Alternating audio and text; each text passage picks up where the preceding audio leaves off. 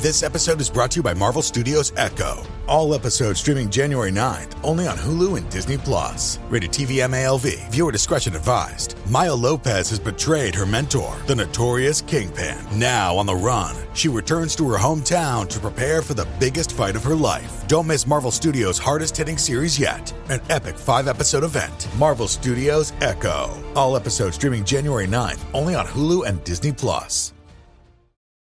Hello, and welcome to Scare You to Sleep.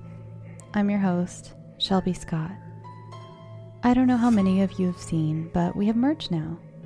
There are t-shirts, long sleeve shirts, and a mug. They're available at teespring.com. I'll leave a link in the show notes to the store. If you buy merch, send me a picture and I'll put you on our Instagram. I believe that if you order like today, you can still get them in time for Christmas. Don't quote me on that, but last time I checked, you were still able to get them on Christmas, and I'm recording this intro on Wednesday before this comes out, so you should still be able to get them by Christmas. But like I said, don't sue me if you can't.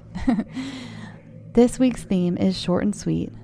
For those days you just don't have time for an hour-long story, and you need to get a scare from here to the grocery store, here are several very short but very scary stories. In the first half, these stories all came from one of my favorite subreddits, Short Scary Stories. If you haven't subscribed, I suggest you do. There's so much hidden gold, and I'm so excited to share some of my favorites with you. The format will be a little different this week. It's kind of rapid fire. Don't worry, this isn't something that will be permanent. I just thought it fit a little better with these fun-sized stories. First up this week is Last Time Babysitting by user Discord and Dine.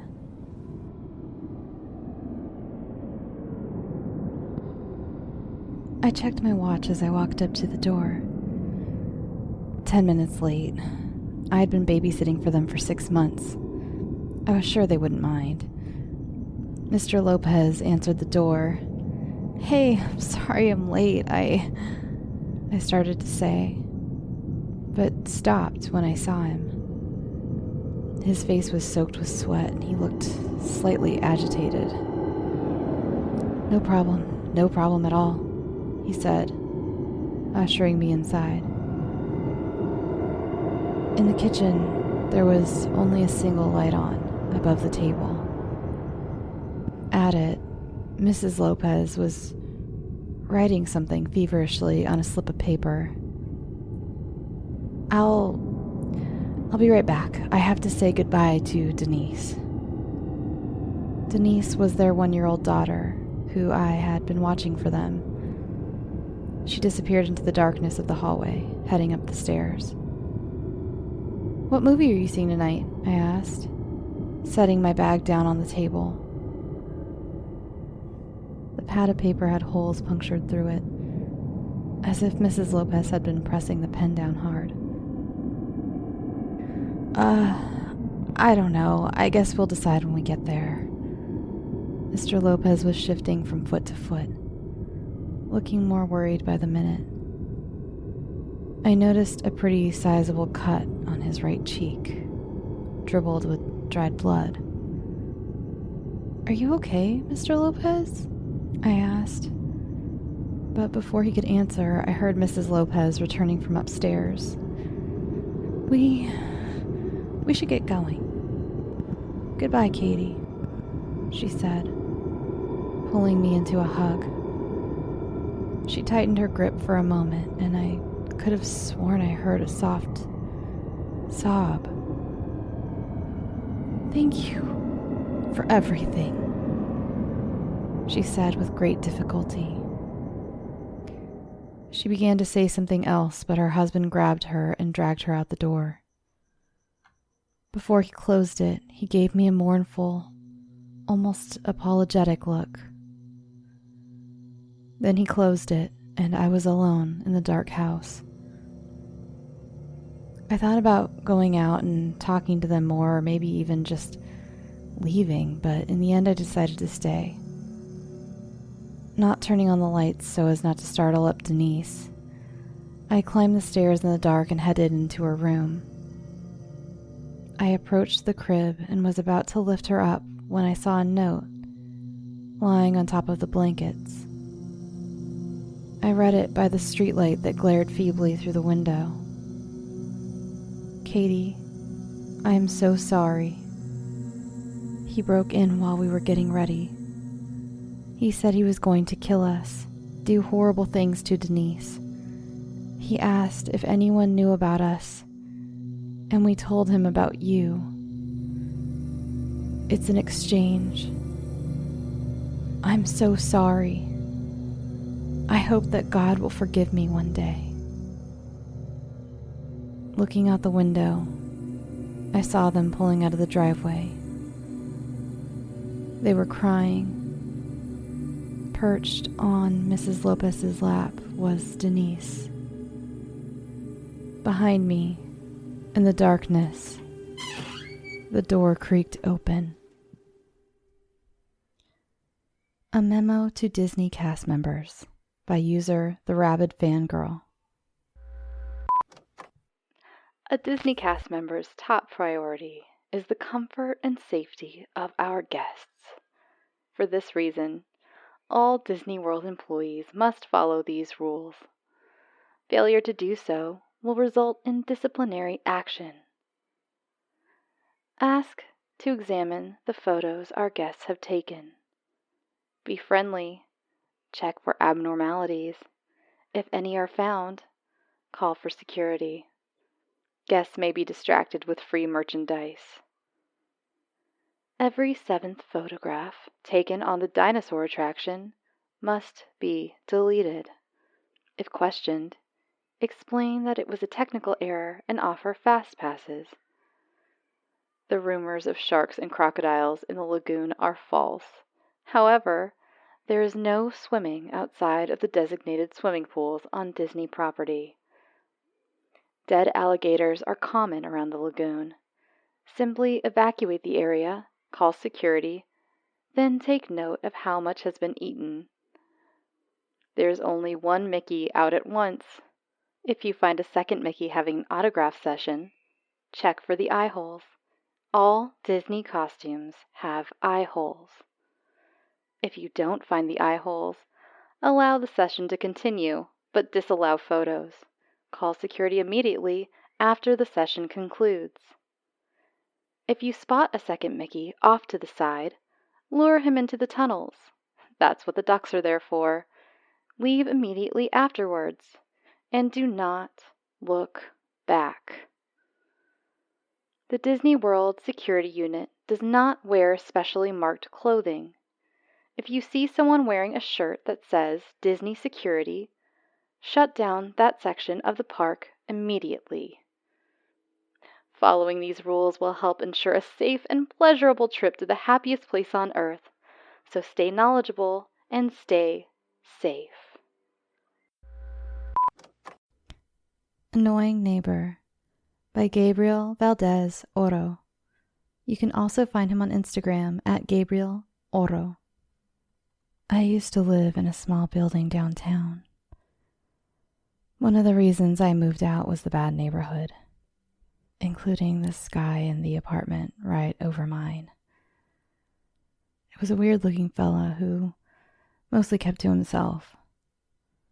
Around midnight, though, there was frequently a strange noise that got on my nerves. It wasn't loud, to be fair, but I have really light sleep, so it was hard to get my eyes shut with those little bumping sounds going on and on. It reminded me of high heels walking about, but not as loud, as if the person causing the noise was actually trying to be silent. After a few days, I realized the pattern was always the same, like a recording played over and over with random intervals in between. And that went on for the best part of a year. Always the same sequence of bumps, slowly tattooed into my mind, sometimes for hours straight during the night. It was only several years later, helping my daughter with her homework, that I learned a little bit of Morse code. She knocked on the table with her knuckles, and a shiver immediately went through my spine as I recognized that exact pattern. When I asked her what it meant, she laughed. "It's the easiest one, Daddy," she said. "It's the one to call for help." But I didn't, by user Pepidy. I didn't kill Emily. Don't get me wrong, I wanted to, but I didn't. The moment I saw my wife of 11 years having sex with some asshole in our bed, something snapped. The dresser was next to me and the bed on the opposite side of the room. I knew I could pull out my gun from the top drawer and nail them both onto the bed before either of them could open their filthy mouths to blurt out a pathetic excuse as to why I should spare the little shits who ruined my perfectly happy marriage. But I didn't. I'm not that kind of man. Instead, I let the son of a bitch go. And I haven't spoken to my wife since. A few days later, I opened the door to a police officer who asked me questions about Emily.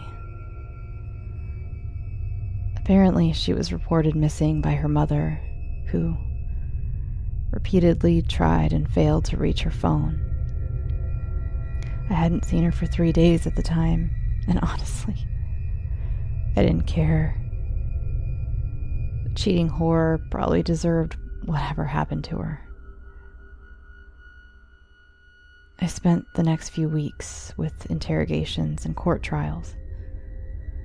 They seemed to have no doubt as to who the culprit was. Can't blame them after all. It'd be awfully convenient for the murderer to be the victim's ex-husband.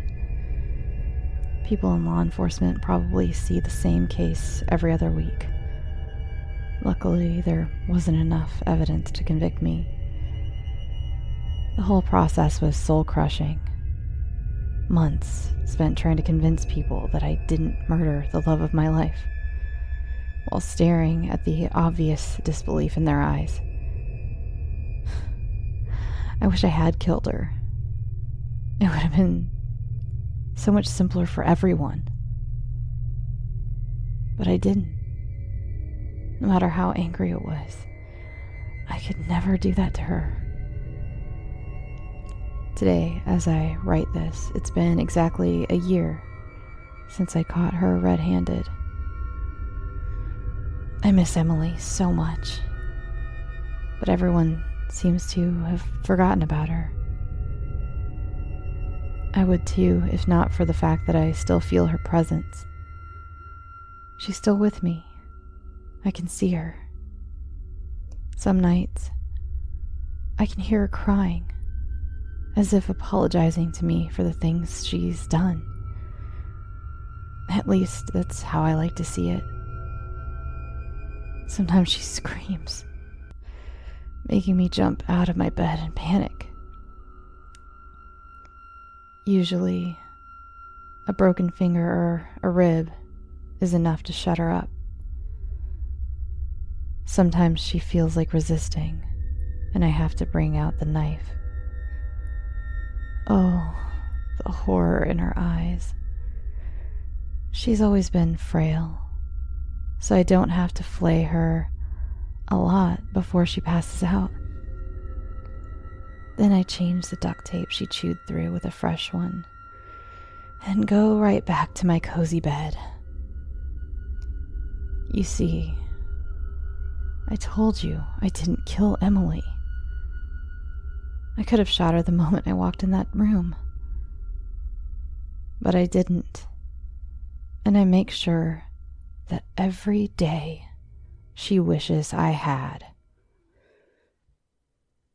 This is Worse by Michael Levanduski. I sat in my cell, a condemned man. I could hear the guards approaching. They were coming to take me to my death.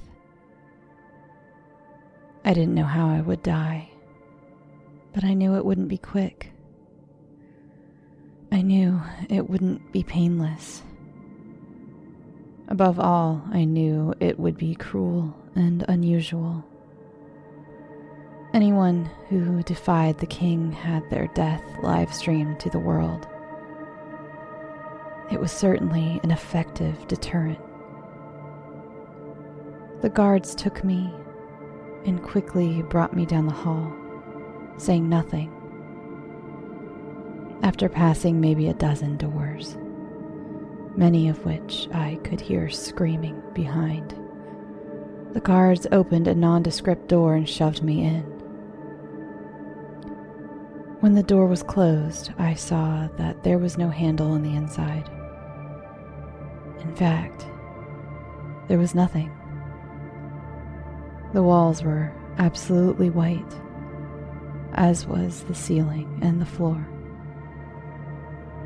In the absolute silence of the room, I thought I got lucky. Perhaps this sensory deprivation room was meant to drive me to insanity. It might make for good TV for the viewers, and I hoped that by the time I died, I would be too far gone to even realize what was happening. I wasn't so lucky. After an hour, or was it 2, maybe 3, it began. The walls and ceiling began to move. Or maybe they were moving the whole time, but it was so slow I didn't notice. The pure whiteness was so disorienting. Once I realized it, however, it was quite obvious. The room that was once spacious was now starting to feel a little cramped. And then I realized that my punishment wasn't the sensory deprivation. I was going to be crushed. This is worse. After a time, several hours, maybe more, the walls were so close that I could touch them both by reaching out, and I could no longer stand up straight, and the room continued to shrink. As soon as the walls were close enough that I could brace myself on one and push the other, I tried with all my might to stop them. As I knew would be the case, they continued to move. Slowly. The sheer terror of being trapped in a shrinking room is indescribable. I was beginning to panic as I thought about the pain that would come as the walls and ceiling slowly crushed me. It would be hours of excruciating pain before something finally snapped and killed me. I was now crouched down, with my knees pushed to my chest. I couldn't move. The walls kept pushing in. My head was pushed down onto my knees held together by the walls on either side, while being pushed into my chest. It was so hard to breathe. Just as the pain was beginning to become intolerable, it stopped. The walls and ceiling stopped moving. That was days ago, and I knew I would be stuck here, unmoving, barely breathing, until I die of thirst.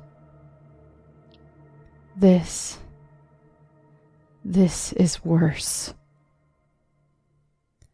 Welcome to St. Bride's Academy by user jaygriffin. Welcome to St. Bride's Academy, and congratulations on your new teaching position. We're thrilled to have you. Please take time to review the enclosed employment contract school syllabus, and campus map that have been attached, though we do request that you read the below information thoroughly. Salaries are deposited into your bank account on the 25th day of each month. If this falls on a weekend or bank holiday, we will ensure that your salary is deposited on the last working day before this date. As with all schools, St. Bride's Academy has a zero-tolerance policy for bullying. Please report any instances, no matter how small. Over 90% of our students reside in student dormitories for the school terms. As such, staff are required to do a nightly sweep of the halls at 11 p.m., and a rota for this has been enclosed in your welcome pack. The students are under the belief that the east wing of Corrigan Hall is closed for renovations.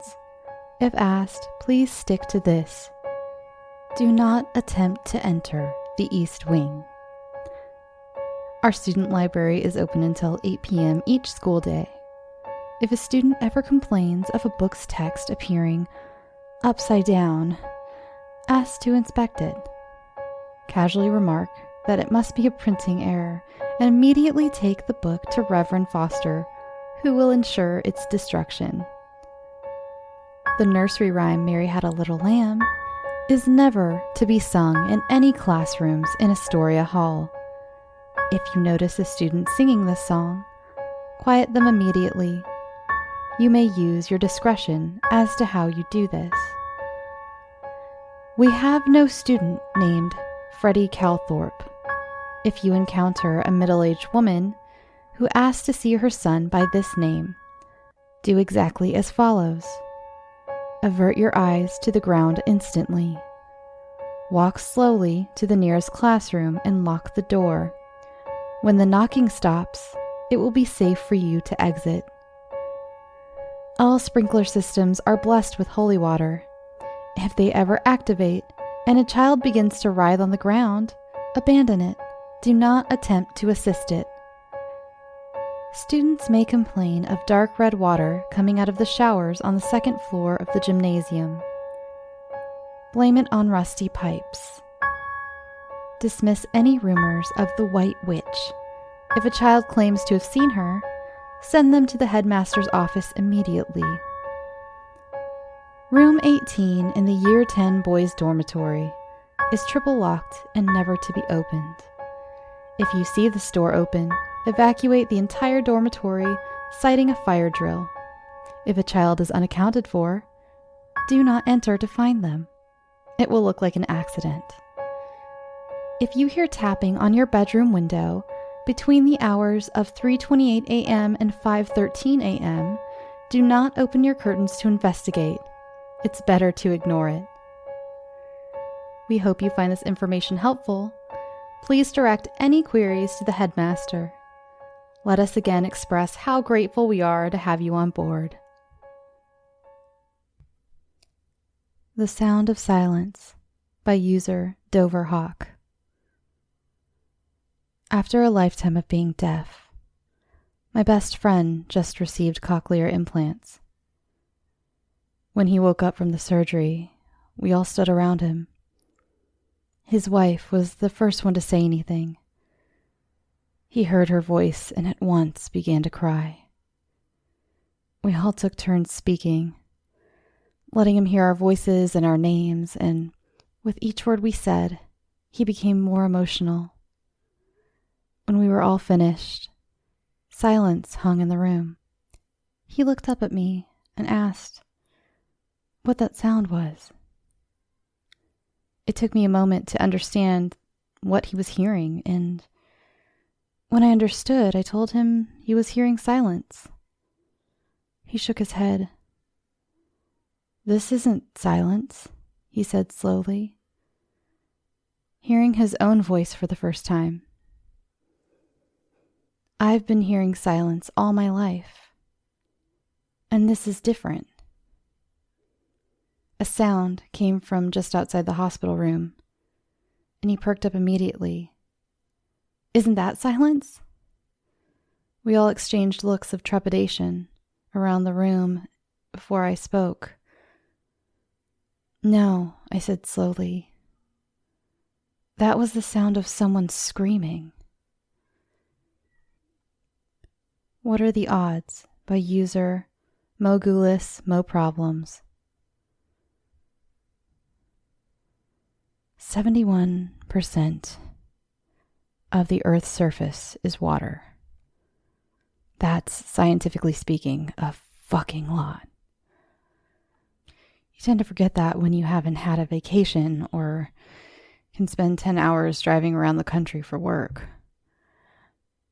I wish that was the only thing that I didn't think about when creating the machine. I did think about this nearly all my life, dedicating 20 years since leaving university to the development and construction of it. I did think about the moral and ethical laws surrounding such a thing, hence why I made it in secret. I did think about testing it on non-organic matter first, and then moving up to fruits and insects and animals, as if going down a teleportation testing food chain. The teleportation machine was the prestigious moniker I lazily bestowed it as before I'd get around to naming it. The most important thing was that it worked. And it did. 50 successful transportation tests from my lab to a spot I'd chosen outside of my house. There was no receiving pod, just a zap from one location to another. A one-shot trip first, and then, if that works, you make sure to build another one to get you back. Like any transport system worth its salt. Finally, I gave up standing on ceremony and caved into my scientific and human excitement and tension. I'd take a short trip from my basement to outside my house, although with far less steps. Something went awry, naturally, because this was against the biological laws established by the universe thus far.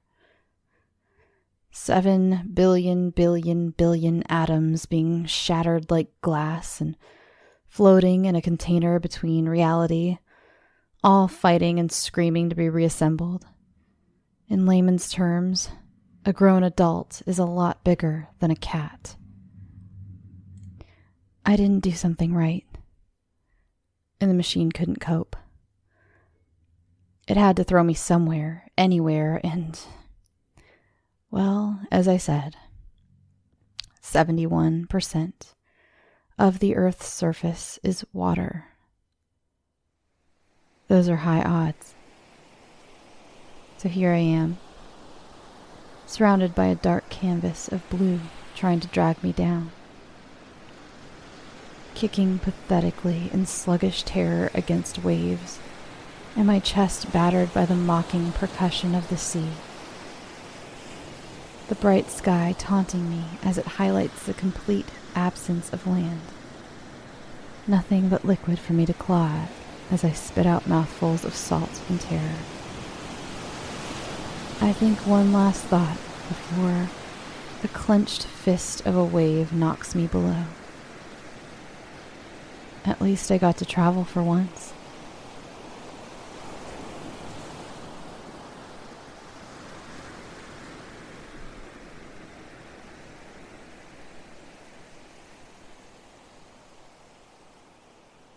As many Scary to Sleep fans know, I've been going through a lot of changes in my life, and one thing I've been doing is getting my finances much more organized, and that includes paring down some of the subscriptions I pay for. It feels like everything is a subscription these days, be it for the gym or streaming services or music, the list goes on, and something that has helped me tremendously is Rocket Money. They not only helped me cancel subscriptions that were a pain to try to do myself.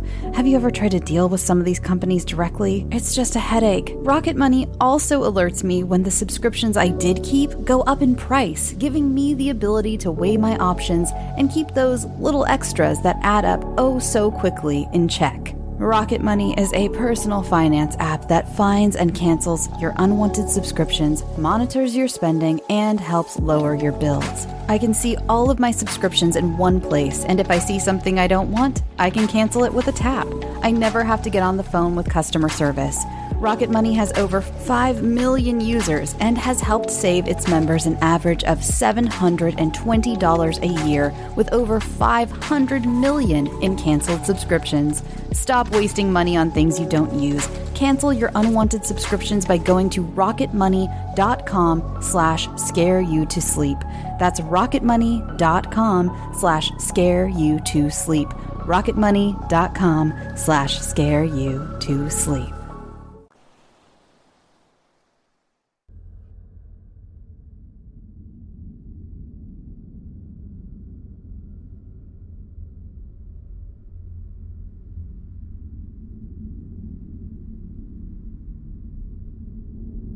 For the second half of my short but sweet episode, we're going to switch over to some true short but sweet ghost tales. There have been some fun historical ghost stories I've been wanting to tell, but they were so short I never really knew where to put them. So here they are, starting with the portrait of Theodosia Burr. On December 31st, 1812, the beautiful and vivacious Theodosia Burr, wife of wealthy Governor Joseph Alston of South Carolina, left her husband's plantation and sailed north on the Patriot to visit her beloved father, the famous Aaron Burr, in New York City. In early January, the vessel was accosted off Cape Hatteras by ships of Great Britain, then at war with the United States, but was permitted to proceed on its journey. The Patriot was never seen again, nor, with any certainty, was Theodosia. An angry storm that very night swept the coast of North Carolina. Some say that during the gale, pirates boarded the Patriot, removed all the valuables, forced passengers and crew to walk the plank, then sank the ship. But legend persists that Theodosia survived, that she was cast ashore in a small boat onto the Outer Banks, bereft of all possessions except a portrait of herself, and that, with her sanity completely gone, she was thereafter cared for by a banker fisherman and his wife. The years went by. In 1869, the strange woman became ill, and a doctor from Elizabeth City was called in to attend to her. He did what he could, but it was clear that she had not long to live. As he was leaving the sick room, the poor fisherman's wife told the doctor that, as she had no money, he would have to choose something from the house for his pay. When he replied that he would like to have the handsome portrait hanging on the wall, the afflicted old woman sprang from her bed. "It is mine! You shall not have it. I am on my way to visit my father in New York, and I am taking this picture of his darling Theodosia." With that, she grabbed the canvas, rushed through the door, ran down the surf, and walked into the ocean. The next day, the portrait washed up on the beach. It is fact, not legend, that the doctor took the picture from Nag's Head to his home in Elizabeth City, that a descendant sold it to an art dealer, who in turn sold it to a member of the Burr family, and that it exists today. Chained man in ancient Athens. Roman Senator Pliny the Younger, who died in AD 113, told a ghost tale so haunting that it survives to this day. There was at Athens a large and roomy house, which had a bad name, so that no one could live there. In the dead of the night, a noise resembling the clashing of iron was frequently heard, which, if you listened more attentively, sounded like the rattling of chains. Disturbances that led to the appearance of a specter, form of an old man, of extremely emaciated and squalid appearance, with a long beard and disheveled hair, rattling the chains on his feet and hands. Needless to say, the house was abandoned and had to be rented out for a cheap price, when a philosopher named Athenodorus heard the story, he reportedly rented the house and confronted the ghost. The ghost appeared and rattled around before vanishing. Athenodorus calmly marked the spot where the ghost vanished and, in the morning, ordered that the spot be dug up, the story goes. This was accordingly done, and the skeleton of a man in chains was found there, for the body, having lain a considerable time in the ground, was putrefied and mouldered away from the chains. After being given a proper burial, the ghost departed, and the house was haunted no more, according to Pliny's tale. Ghosts of the USS Constellation. Sitting proudly at rest in Baltimore Harbor, the USS Constellation emits an aura of peace and security. Where once men died under the hail of grape shot, children now walk. During her 175-year history, much blood has flowed over her wooden beams. So what, or who, among the countless who have met their death on her deck, was the ghostly apparition that was photographed in the forecastle in 1955? Lieutenant Commander Alan Ross Brom, USN, the man who snapped the photo, believes it is a captain returning to inspect his ship. Hans Holzer, a professional ghost hunter and author, says it could be any one of three spirits haunting the old ship. To a Catholic priest who came face to face with the ghost, it is an old salt, unwilling to leave the beloved sea. Legends of ghosts and other strange occurrences have long been told about the United States Navy's first ship. But the first indication that they were more than the reminiscences of old sea dogs came at 8 bells on a cold December night in 1955. Commander Brom had his camera set. Waiting patiently, he allegedly caught the ghost forever on film. At 11:59 p.m., to be exact, the Navy officer detected a faint scent in the air, a certain something not unlike gunpowder. Then, before him, he said, appeared a phosphorescently glowing, translucent, ectoplasmic manifestation of a late 18th century or early 19th century sailor, complete with his gold-striped trouser, cocked hat, and sword. He barely had time to snap the shutter before the eerie figure vanished, he said. A few years later, repairmen heard strange moans and cries coming from below the decks, but every time they went to investigate, they found nothing. In Hans Holzer's book, Portal to the Past, reference is made to the experience of a Catholic priest who visited the Constellation in 1964. When the priest arrived, there was no member of the Maryland Naval Militia to take him aboard for a tour, so he went below by himself.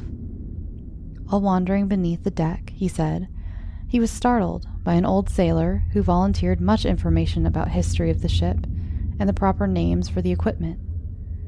After thanking his guide, the priest went above the deck, where he met several of the regular tour guides. He congratulated them for having such a knowledgeable man as the one who led him around. The real guides were horrified. "We have no one below," they protested. In haste, the guides and the priest rushed down the narrow stairway, but the old guide had vanished into the air. Sybil Leek, the famous English witch, once paid a visit to the stately ship. She claimed she picked up vibrations from 3 spirits, a captain, a sailor, and an apprentice seaman, who had all died violently. Which one of these denizens of the spirit world was the one photographed, if any, is unknown. Ghost of Tupo. Tupo was an ancient Chinese ghost with revenge on his mind. Before he died, Tupo served as a minister to Chinese Emperor Xuan, who was emperor between 827 to 783 BC. The two had a disagreement, and Xuan had Tupo killed in about 786 BC, despite warnings that Tupo would come back and haunt him. Tupou did a lot more than haunt the emperor. 3 years later, in 783 BC, Xuan was killed with an arrow fired by an apparition resembling Tupou in front of an assembly of feudal lords, wrote Chinese philosopher Mo Zhu. And I am so sorry if I butchered all of those names. During the Victorian era, it wasn't strange to see ghosts reported in the newspaper, so here are a couple of newspaper articles about ghosts from the Victorian era. First one says, in January 1898, it was reported that a mysterious figure with the ghastly appearance of a headless woman was haunting an isolated crossroad outside of Buckingham. The phantom was first witnessed by a well-known local farmer and his companion, who had the misfortune of encountering the wraith while driving his horse and trap. The night was well advanced and dark, when suddenly the farmer saw, standing a few yards in front of him, a black object near a weather-beaten handpost at the corner of the crossroads. He called out as the figure was blocking his path, but there was no answer, and the figure remained motionless. As he got closer, he noticed the otherworldly appearance of the woman, and his horse began to tremble like a leaf. In shock, he called out again, "What do you do here? Move on, please." Again, he was met with no response. The horse panicked and backed into a ditch, forcing the farmer's companion to jump down to seize the reins. Suddenly, the queer visitant disappeared, but as the pair got back in the trap to flee, the black, somber figure appeared again, in the same motionless position as before. Their situation was now getting positively serious. The farmer, whose presence of mind had stood him in good stead, now finding his nerve on the point of giving way, asked the apparition in the name of God to speak. Then it was that the spectra slowly drifted away and appeared to float through the thick, set, bordered hedge. Numerous others later claimed to witness the ghost, and the reporter commented that it was not a little surprising that the spot referred to has been less frequented of late. This next one was from December 1878. It was reported that an old man named Churchill was murdered in a cottage near Chard. For some time after the execution, the building remained uninhabited, but at length it was let to a laborer and his family. But the incomers soon found that they could obtain no rest. They state that the murderous Kitty had been frequently seen to glide about the premises in ghostly attire. That old Churchill had been seen distinctly observed to look in at the window with hideous countenance. This added to the appearance of blood on the floor of the room in which the tragedy was enacted.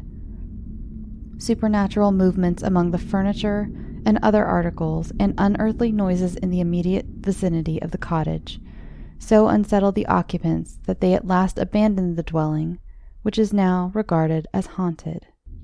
And for our last story of the night, this one comes to us from September 1881. It was reported that a Garstang postman has resigned after a chilling encounter with a nocturnal visitant. The paper reported that the facts of the case seemed sufficiently authenticated. He was quietly perusing his way along a lonely road near the village of Garstang. Absorbed in his occupation of letter carrier, a ghost stopped his way and warned him, with many mysterious signs, not to continue in his present courses. The terrified postman immediately acted upon the ghostly injunction to the extent that he at once turned tail and fled. He carried away with him a very clear notion of its principal characteristics. This would seem to be abnormal stature, horrid pallor of hue, and a variety of terror-striking gestures. His description of the Garstang ghost is borne out by the testimony of another impeachable witness. A young woman of the district has also had a dreadful look at the spectre. She apparently also to be out in the haunted lane when evening had in her sober livery all things clad, as she walked along, perhaps in maiden meditation, not altogether fancy-free, her affrighted eyes beheld the ghost. There it was, of fearsome height, clothed in white, and performing portentous movements with its arms. So she afterwards declared. This witness testimony is invalidated to a trifling extent by her confession that directly she saw the awful sight, she threw her apron over her head and ran home. Having got there safely, she instantly went to bed, where she has since remained in proof of the truth of her story. The reporter went on to describe how the large group of young men were patrolling the streets in an attempt to apprehend the ghost. He even went as far as to blame the popularity of spiritualism for the spate of recent urban hauntings. He wrote, "It is easy to understand that a poor ghost condemned to rapping on tables for the profit of a very sort of social adventurer must lose all heart for either the lighter or more serious business of its existence. The modern spirit is, in truth, in bonds. Its original occupation is gone, to be replaced by such undignified exercises as beating tambourines or tweaking noses at a dark seance."